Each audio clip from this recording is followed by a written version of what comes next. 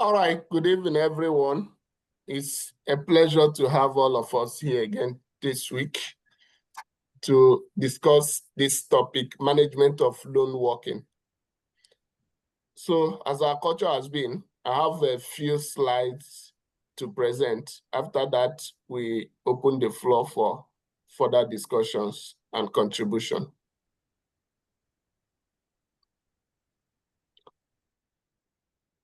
So let's start with first the definition of lone working. What do we mean by lone working?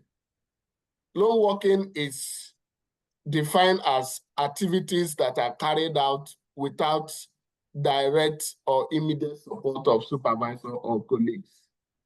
Okay, so in a simple term, it refers to the activities whereby someone is engaged in that activity, but there is no direct supervision or direct contact with colleagues. Now, this definition of lone working, sometimes it's a bit confusing, where people regard lone working as only when somebody is left entirely alone in the workplace, or where in that entire area there's no other person working there, so only that person is working there, then is classified as lone worker. No, but this definition is telling us that somebody could be in the midst of a lot of people, but he will also be a lone worker. That simply means if there is no particular colleague of his, if there is no particular supervisor that is particularly responsible for him, so he could be a lone worker at that moment. Because if we take, for an instance, an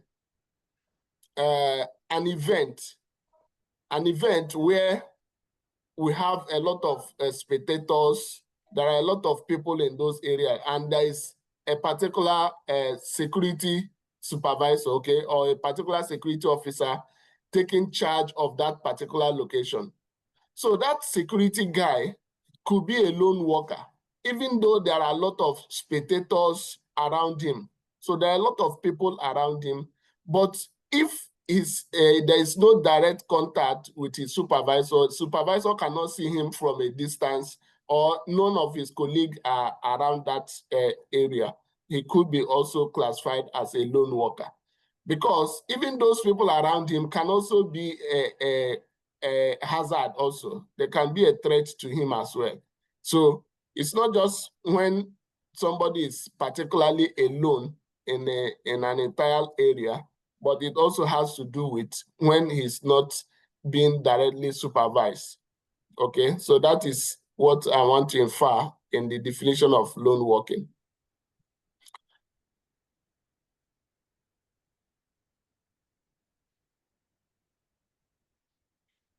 So who is a lone worker? A lone worker is somebody, is a term that equally is applicable to desk workers.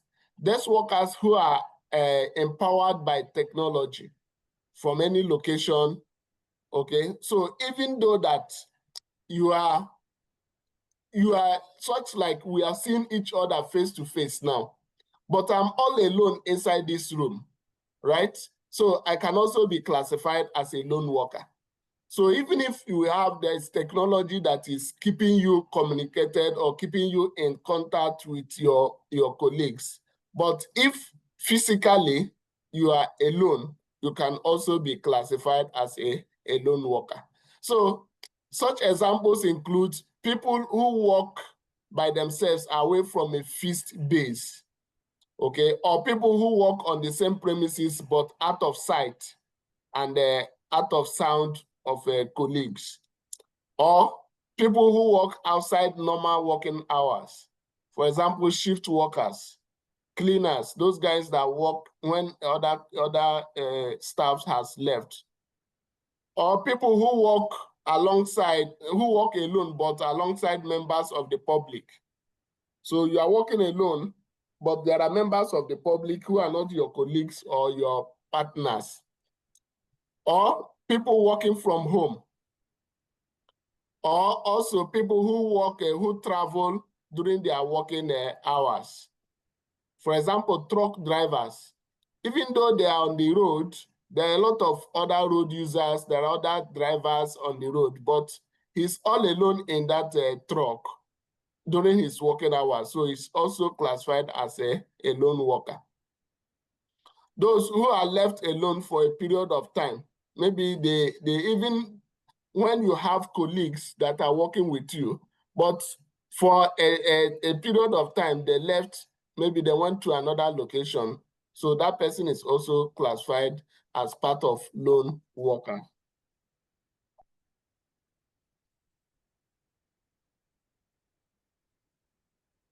So those type of activities, or the workers who are always in this lone working, delivery drivers. Delivery drivers are major example. The engineers, such as telecom engineers, that they go to home of their clients to install equipment, to rectify issues. So if they're alone, even though that the home owners are there, but he's classified as a lone worker. Estate agents that go around to show people house, or maybe to inspect the house. So even though that you are in a home where there are people, but because the agent is alone without any colleague, then it's also classified as a lone worker. Cleaners that work outside normal working hours. Security guards, those ones on night shift, those ones on lone working hours, they are always a part of lone workers. Parking enforcement officers, in some locations where parking officers goes to try to enforce the vehicle owner who has committed an offense. So at that point is classified as a lone worker. Community nurse, a type of nurse that goes in communities to treat patients. So even though they're in the patient's home, but they are also a lone worker. Salespersons, hotel receptionists. You find out that most times the hotel receptions will be at the entrance, or maybe very near to the public, and he or she is far from other colleagues. So it could be classified as lone worker. Petrol station operatives also, and nursing officers, housing officers, and lab scientists. These are majorly the designations, or the type of work that are always in lone working. So what are the legal requirements covering lone working? The health and safety executive says that it will be often safe to work alone. However, the law requires that to think about and deal with any health and safety risk before people are allowed to work alone. So the duty of care is what covers this lone working. In as much as it's safe for people to work alone, but there must be adequate measures in place to ensure that the person can receive help and the person can be able to receive rescue at an event of emergency. So the duty of care says that the employer must ensure that the workers are reasonably safe, and measures must be put in place to ensure that the workers are reasonably safe. Okay, so the Health and Safety at Work of 1974, even the Management of Health and Safety at Work Regulation 1999, Corporate Manslaughter and Corporate Homicide Act of 2007, these are UK regulations. They also have something to say about lone working. Health and Safety Offences Act 2008 also has something to say about duty of care and the employer's responsibility in ensuring that the worker is safe and ensuring that the worker is adequately supervised.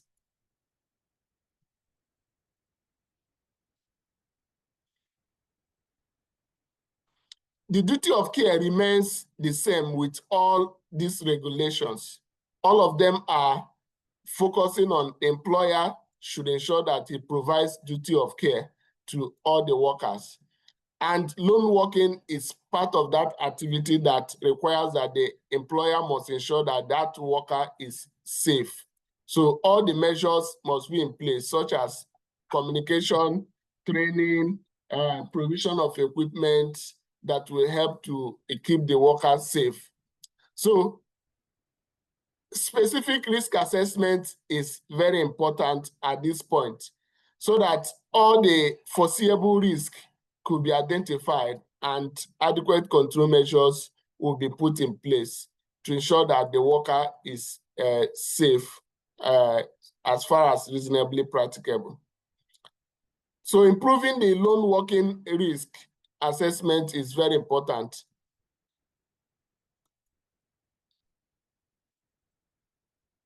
So the responsibility of the employer has legal responsibility to ensure that the employee is reasonably safe.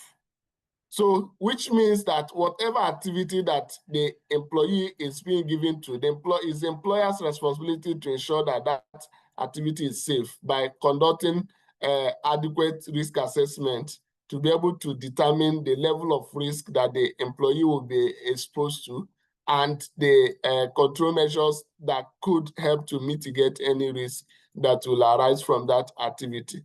So full risk assessment must be completed. The job can be done by two people if it's possible. But if it's not possible, it must be lone working. Then the lone worker must be trained.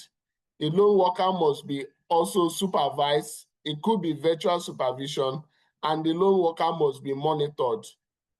Should not just be left alone for a very long time, and the supervisor must keep in touch. There must be adequate measure for response, emergency response in the event of an emergency. So the hazards that are associated with lone working, there are specific hazards that are specifically attached to lone working. One of them is physical abuse. So for somebody that is working alone, there is higher likelihood that he could be physically abused. For example, the engineers, telecom engineers that goes to homes to repair telecommunication equipment. So in the process of doing the job, the home worker, the homeowner, they could get into confrontation and they could get physically abused. Verbal abuse as well. There's also a hazard of slip, trips, and fall, depending on where the person is working. Working at height as well, depending on the activity. Equipment and machinery risk, depending on the activity also. Manual handling. So if that lone worker is working alone, that means there is no way he could be helped. So he is at a risk of those musculoskeletal disorders associated with manual handling. Then driving also.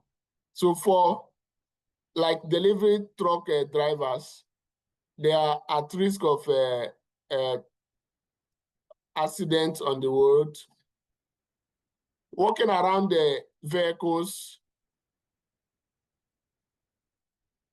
working with harmful substances as well. These are some of the hazards associated with lone working.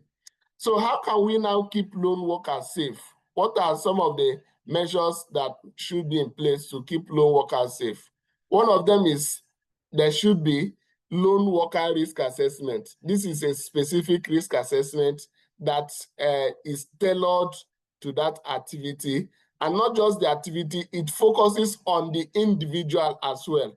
So it's not just about the activity. This specific risk assessment will focus on the individual. You have to measure the individual's ability, his competency, his physical ability in case there is a confrontation or maybe physical abuse. How strong is he able to defend himself? So those individual factors are also put into consideration while conducting this specific risk assessment for loan working. So in this regard, loan working risk assessment should not be generic. It should not be like what Mr. A used to do loan working last week.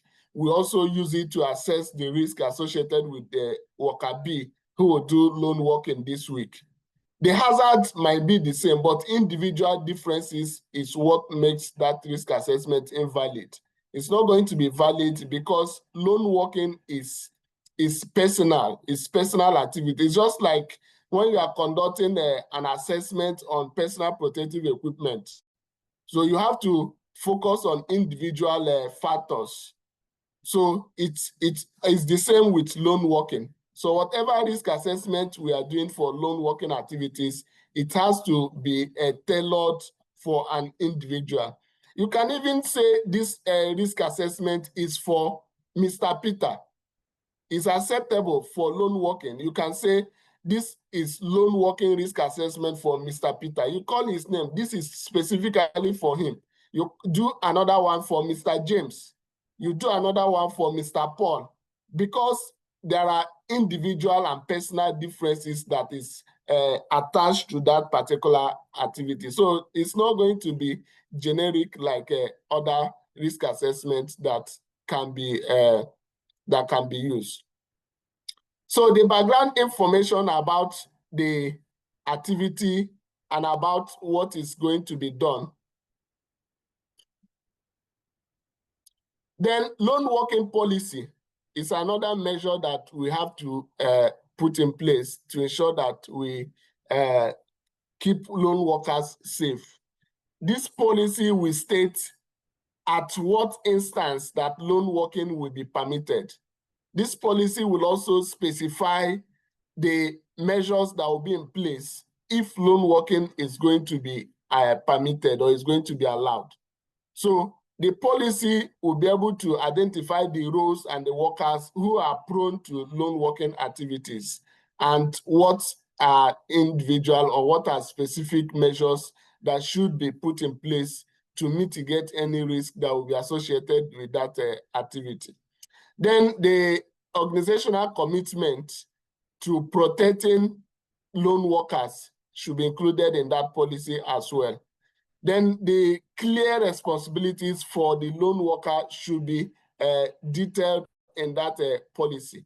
What is expected of the loan worker, and what are the major activities he will be carrying out, and what are his strengths and weaknesses. That is why I said that the loan worker risk assessment is supposed to be personalized. So guidance on how incident will be reported. So there is possibility that an incident could occur while the loan working activity is going on. So how he will report those incidents. Then the support and the contact details that he requires that could come to his rescue if he requires an emergency rescue. So loan worker must be trained. Every loan worker must be trained specifically for his activity and specifically for loan working risk. So he must be aware of the risk associated with loan working. Then the loan worker could do the job after these measures are in place. Okay, so that is the basic of loan working, and I know that we have a lot to contribute to it, so I have to cut it here. So thank you very much for your time.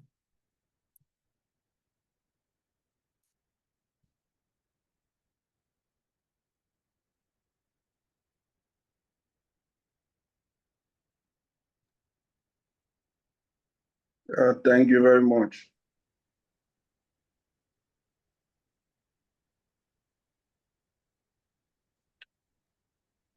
Thank you very much. Very interesting topic.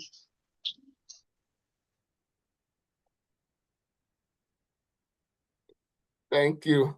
So, as usual, we open the floor. Anybody that wants to add something can go ahead.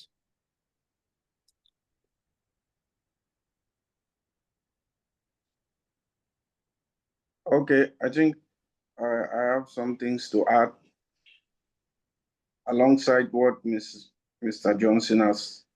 Can you get me? Yes, we can hear you. Yeah, I just want to add that alongside all the other risks and hazards which can be experienced by lone workers, we can also talk about um, the issue about the mental health and the well-being which might be experienced by lone worker as a result of the fact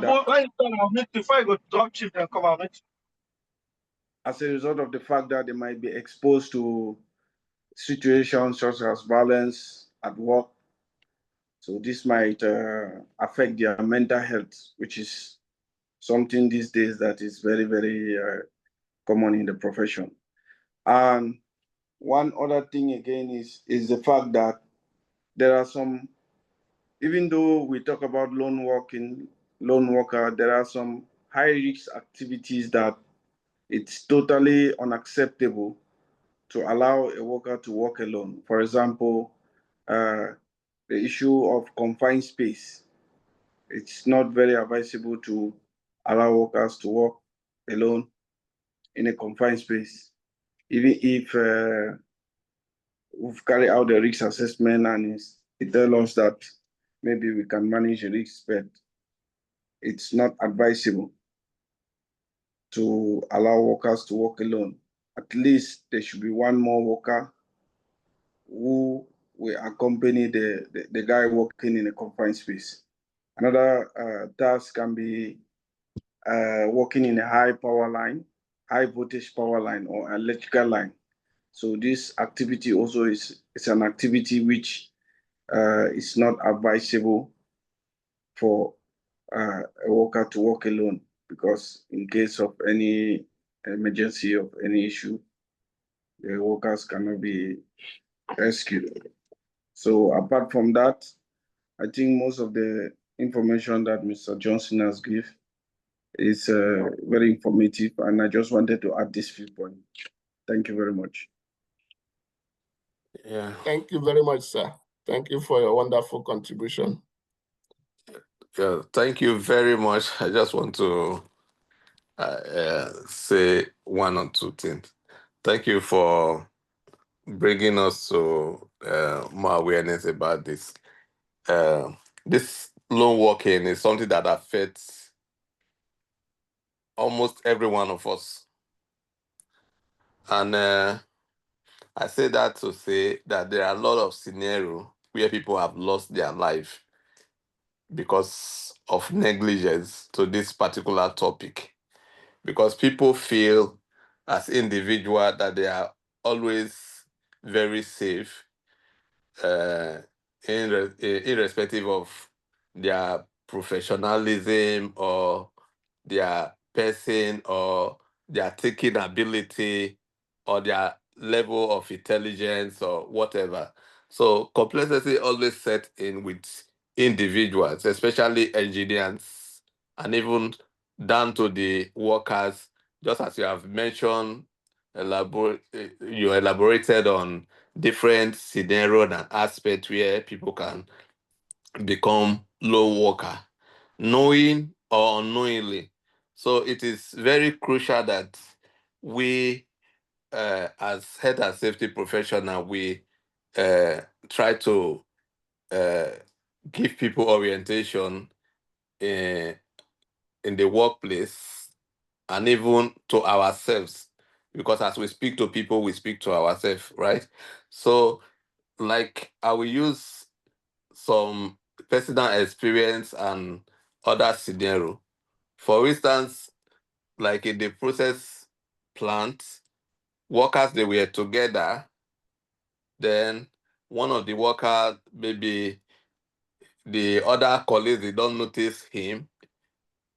Automatically, he became a low worker and he was overpowered by just sun coming to his eyes because he was in a secluded area. So other people have left. This guy is like not knowing his way because he was not seeing clearly. So I stumbled into him and he said, please help me, help me.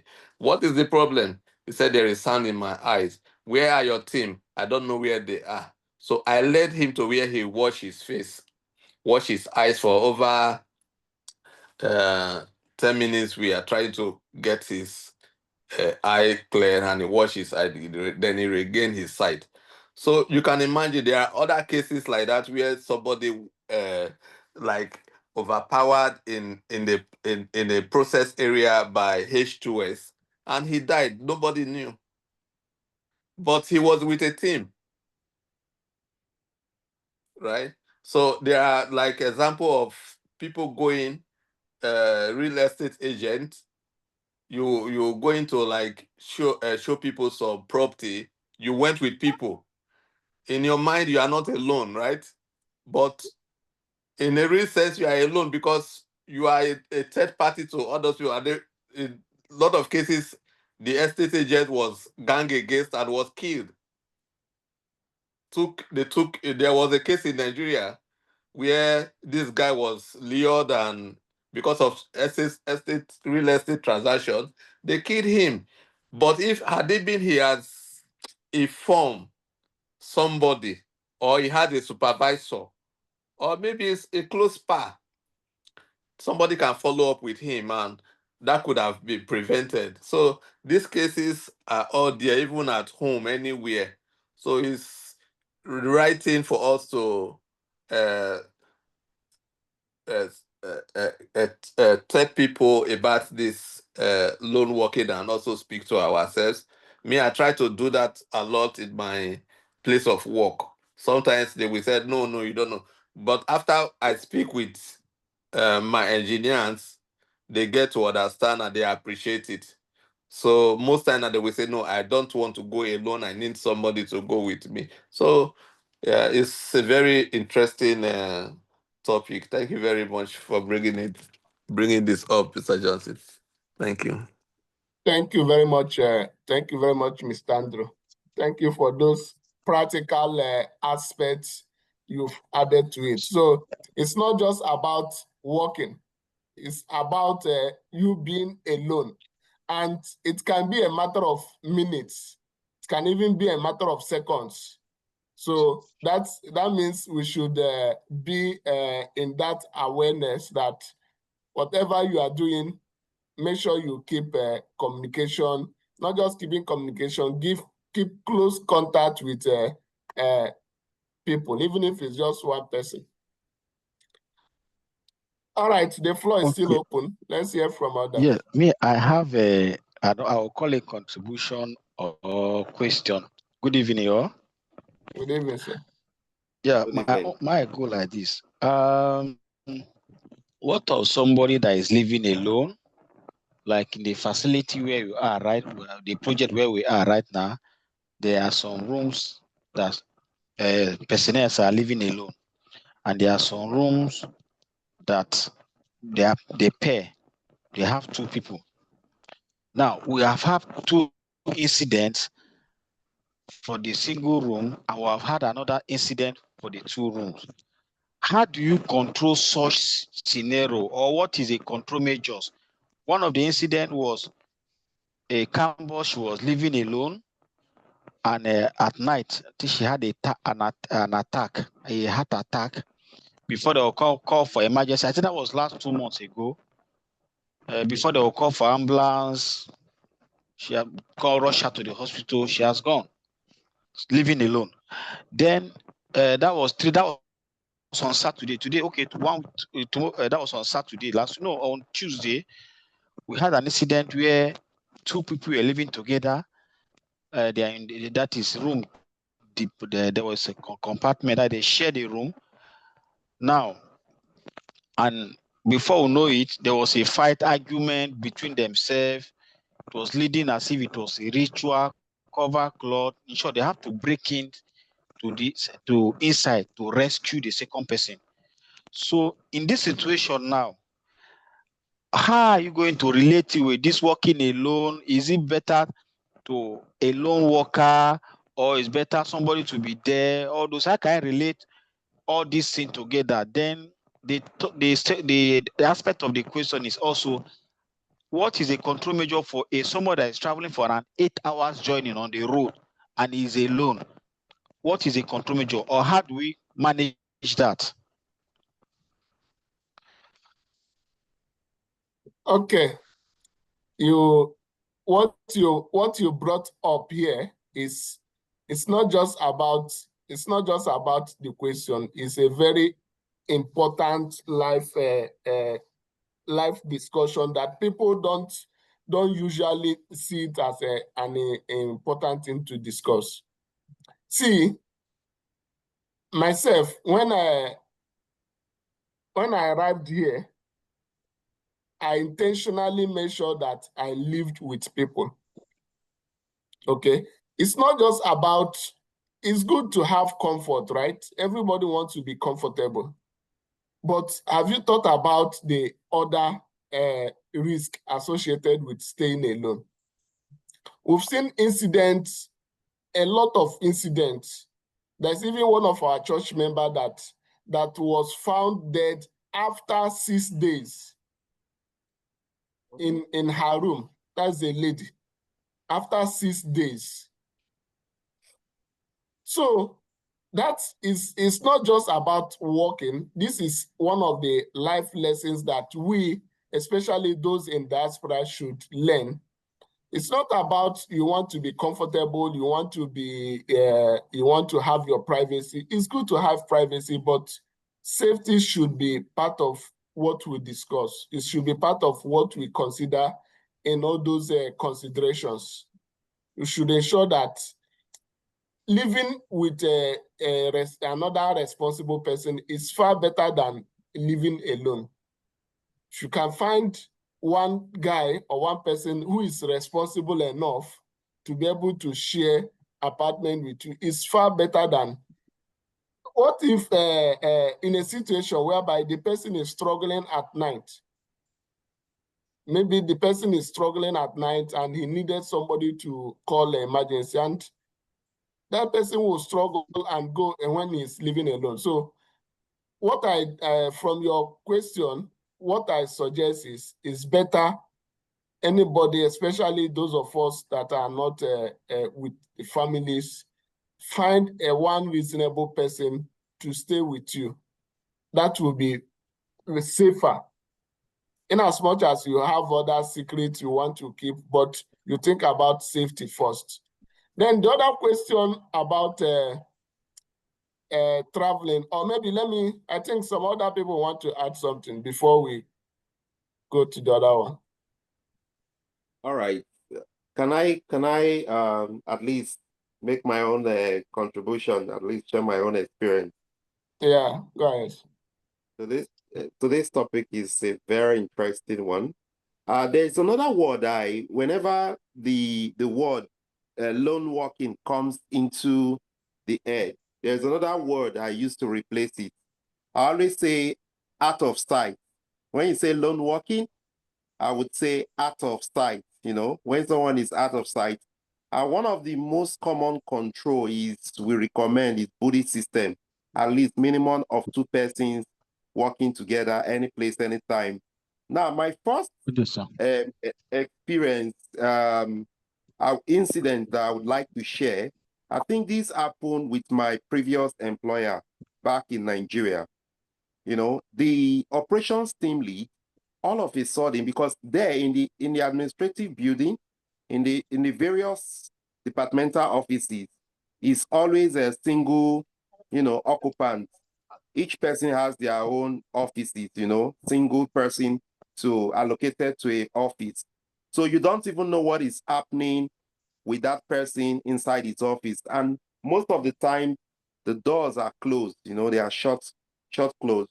So this man, after having his lunch that day, he was inside his office and he slumped, right? He just slumped. Nobody knew what happened to him. His head was resting on his desk.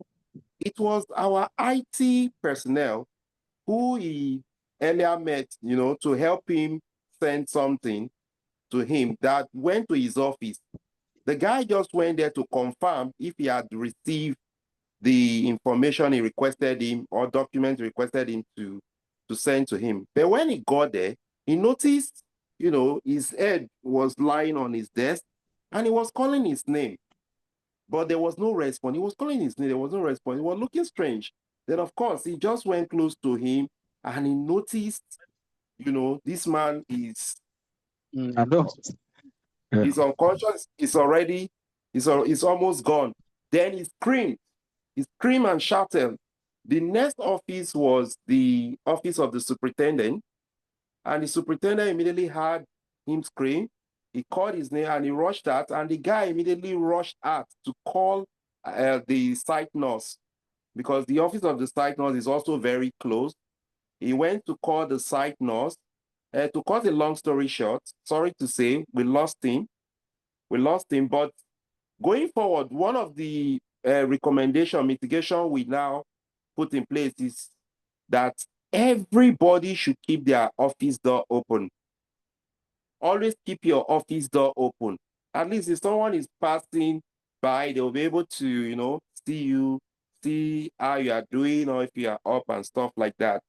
And the second control we put is that for the rescue team, the medical team, the HSC team, you know, once in a while, we just go out from our office, just take a stroll. Because the offices are confined, we just take a walk, you know, go around, visit some of the offices, just have a 2 minute chat with the person, a way of checking, showing that care, you know, going around just to see how people are doing once in a while. We started doing it as a routine. That is the first experience. Then the second one I would like to share was an incident that happened here in Qatar. I'm sure maybe some of us might have heard the story. It has to do with a Japanese, you know, who lost his life in the process. It was a shutdown project.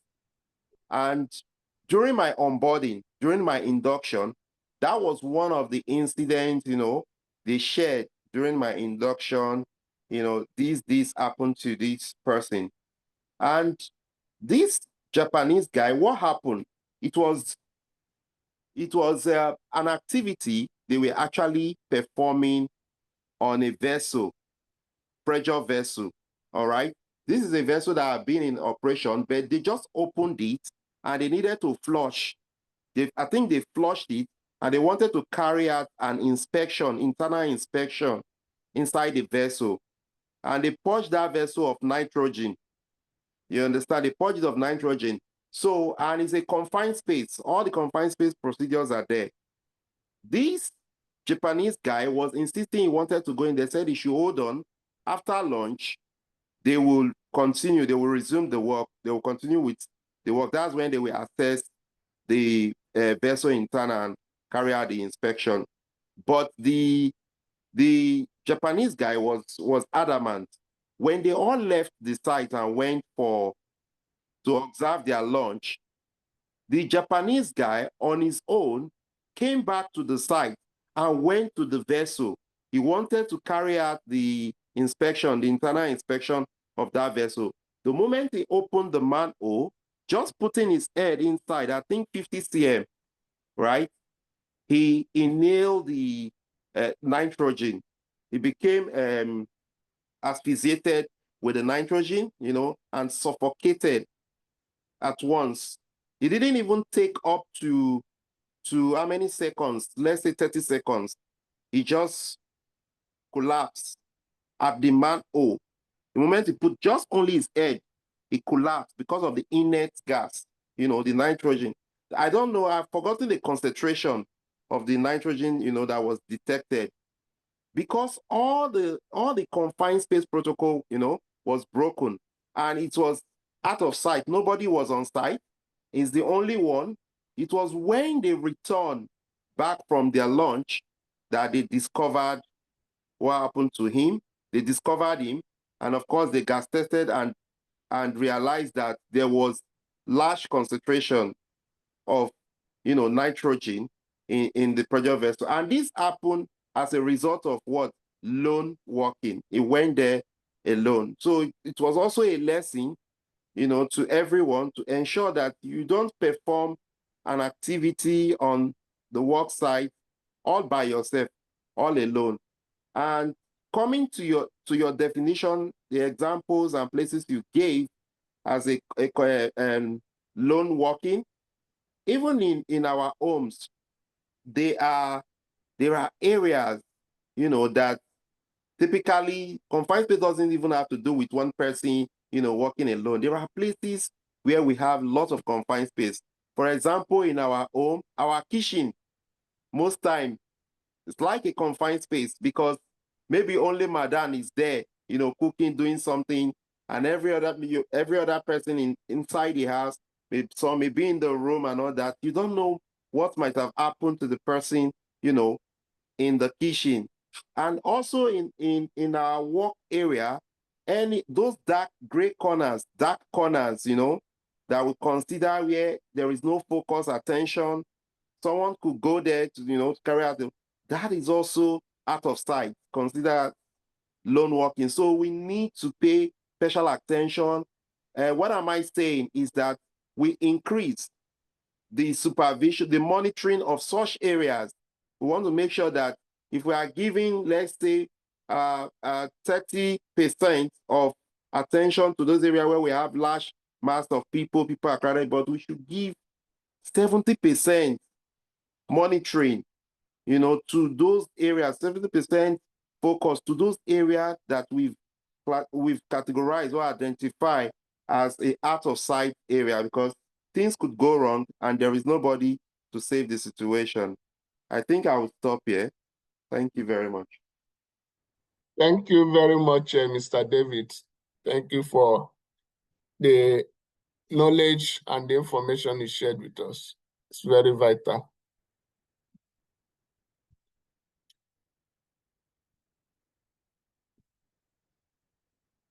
Any other contribution? Then there is one question Mr. David Austin asked about, he said, for somebody driving for a long time, who is classified as a lone worker. So what are the control measures that should be observed to keep him safe? So with that question, I just want to come in a little bit to chip in something. These days, especially these heavy transport companies, they have telematics. These are a group of some software that they use to monitor drivers to make sure that what they are doing stays within the norm. For example, it all depends on the resources which the company has. Some companies, they have IVMS service, which they might be able to monitor the drivers, what they are doing.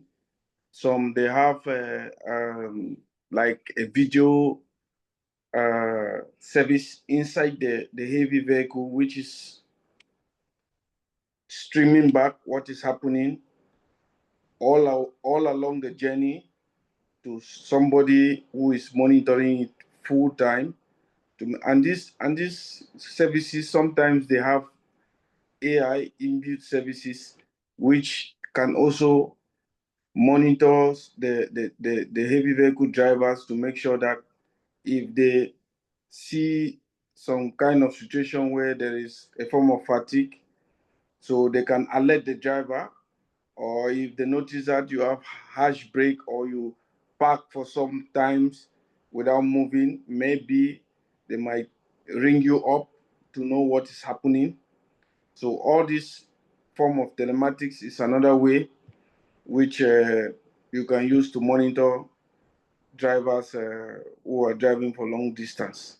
So I think that gives some small light for the question that this other guy shared. Thank you. Yes, thank you, Mr. Ma. Let me just add to what Mr. Emma said.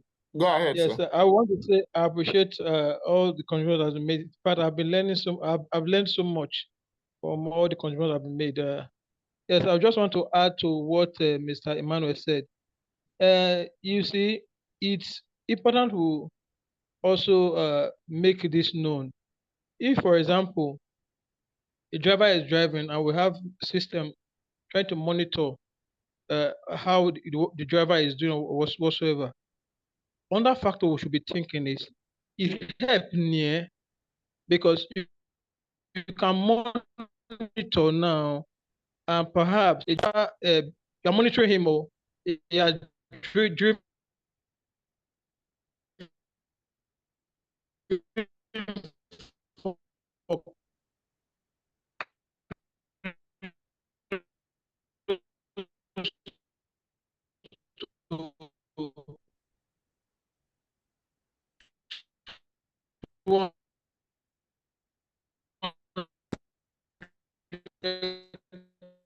kilometers or so. If you are saying he was attacked, how soon how soon will they arrive at the location? You see, some companies mostly need to see what the driver is doing. The driver does not steal fuel to ensure that this doesn't happen, this doesn't happen, and just for their own profit alone. So any telematics or whatever that want to be in place just to uh, uh,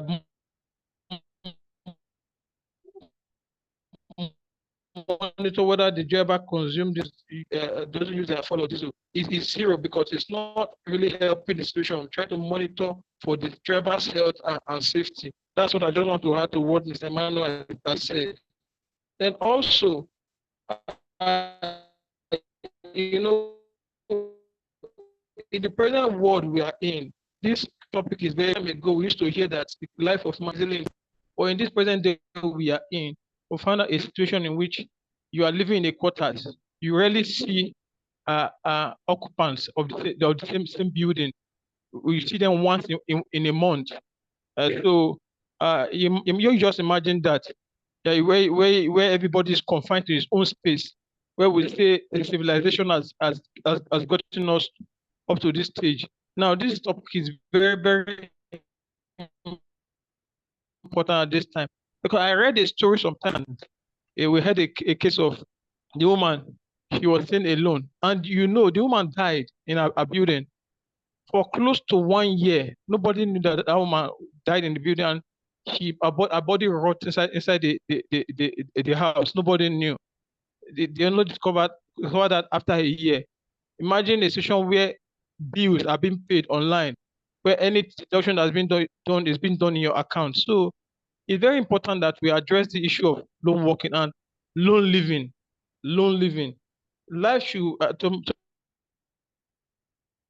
a very large extent, life should be a communal one, like Emmanuel said. At least if you are living, it's good that you live around your relations, so that if anything will happen, if there's a setback, or because people can be suffering from health issues, hypertension, blood issues. Somebody can be of help in rescuing a person from a situation that would have that would have led to death. Then, apart from that too, policemen, military men, uh, it's important if they do lone working, that they are fully armed too, because help ought to be near. You should fully armed, you should have guns or whatever it is to defend yourself. And you see, also imagine a situation where in Nigeria, where NEPA staff, we heard of NEPA personnel, they went for disconnection, and a mob caught them on the way, and they were lynched. So I think this topic is very instrumental for an organization like PHCN, NEPA as they call it. Then there should be a screen in in areas, in institutions where uh, uh, they attend to passengers, or where they deal with customers coming from outside. And customers, most of the time, they are faced with a dissatisfaction of the services being rendered by this organization. There should be a screen or a guide between them and these customers, so that if there will be any altercation, or any issues that arise as a result of dissatisfaction, the customers, the workers, will be shielded from these people that are satisfied with their operation. Those are the little things that are just penned down to contribute to this discussion. Thank you. Thank you very much, Okay. Mr. Thank you Mojede. thank you very much. I'm really grateful. It's a wide topic. I learned something recently, which I say, let me share. We recently had an incident. Our commissioning manager felt he was living alone and fell and hit his head, and he was bleeding. But it was him that called the emergency number. I was not asking, how did he do it? So I now found out that for our expatriate, I am in Nigeria. For our expatriate, we had an emergency number in each of the expatriate room on the door, so that as soon as you call it to get to the control room, then the control immediately we call for rescue. So I think that is one of the things I say. Let me chip in. Is something I learned recently. I didn't know about it. I saw, and after to enter the room, I saw that there's an emergency number that you can call the control room direct. So let me just chip in that area too. All right, that is a good practice also. Then I wanted to talk about the control measure for that long distance driving. You Okay, see, sir. driving is part of job. Okay, one of the will I say injustice, or one of the wrong practice that we do is we combine driving with our own job. It's a very wrong practice because driving requires cognitive concentration, okay? And you cannot concentrate when you are tired or when you have another job you are thinking about. For instance, you as a health and safety professional, you have an incident that happened and you are going for the investigation and you are driving yourself. In your mind is running around that particular incident that happened that you are going to rescue. Okay, so in that process, you might lose thought and you might get into road traffic accident. So during during long distance travel, the driver must be a driver. It's not supposed to be somebody who has finished a job, somebody who have done a task that has taken certain amount of energy and concentration from him, and he also combine it with driving. Doing that will reduce the concentration level. And if the concentration level is reduced, then the likelihood of accident is increasing. Then secondly, drivers should not drive for a long distance feeling tired. So there should be room for him to stop over, take some rest, stretch his legs, stretch his eyes, and take some rest before he continue. Because it's only the living that will reach his destination. If he wants to reach that destination as quickly as possible, and at the end he didn't reach there, then it's a disadvantage. So there should be time for rest. He should plan his journey. If that is 8 hours journey, then can drive for 2 hours, park, take some rest, stretch his leg, drink water, ease himself, then continue for another 2 hours.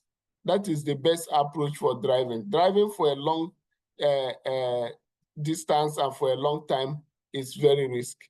Then Mr. Manuel have talked about IVMS. IVMS is one of the modern ways of monitoring vehicle movement. But like Omojede said, most companies or employers putting in IVMS, they are not majorly particular about the safety of the workers. They are majorly particular about the location of the driver. They want to be sure that the driver has gone, he's supposed to go from Lagos to Abeokuta. They want to be sure that he didn't go to another direction. Not majorly that they are monitoring his safety. They want to be sure he's safe or not.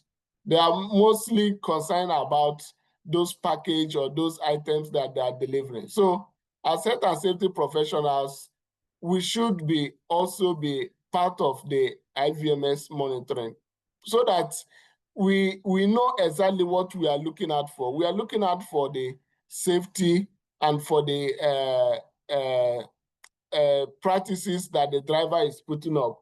So even if you don't monitor it live, but you can take some time, once in a week, you download the IVMS record for that particular driver and analyze it. You analyze the speed, you analyze the sharp braking, you analyze certain curves that he made. Then that will now be your point of training and corrections to him so that he will know that somebody has figured out his way of driving and he will be corrected. So when you've monitored it 2-3 times, maybe you will now observe some improvement in his driving skills. So that is what I wanted to add there.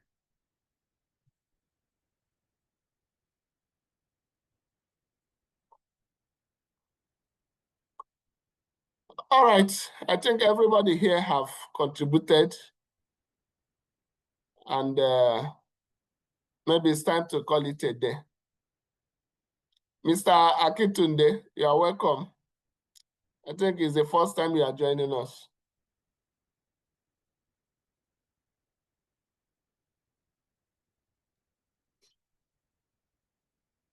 All right, thank you very much. Thank you very much. Thank you very much, guys. Thank you, Andrew. Thank you, Thank you Amandine. so much. Thank you, Thank Amara. you. Thank you. Thank you, Akitunde. So, Thank you, everybody. I appreciate it. by Right. God's grace, Enjoy your inshallah, we'll weekend. meet next week.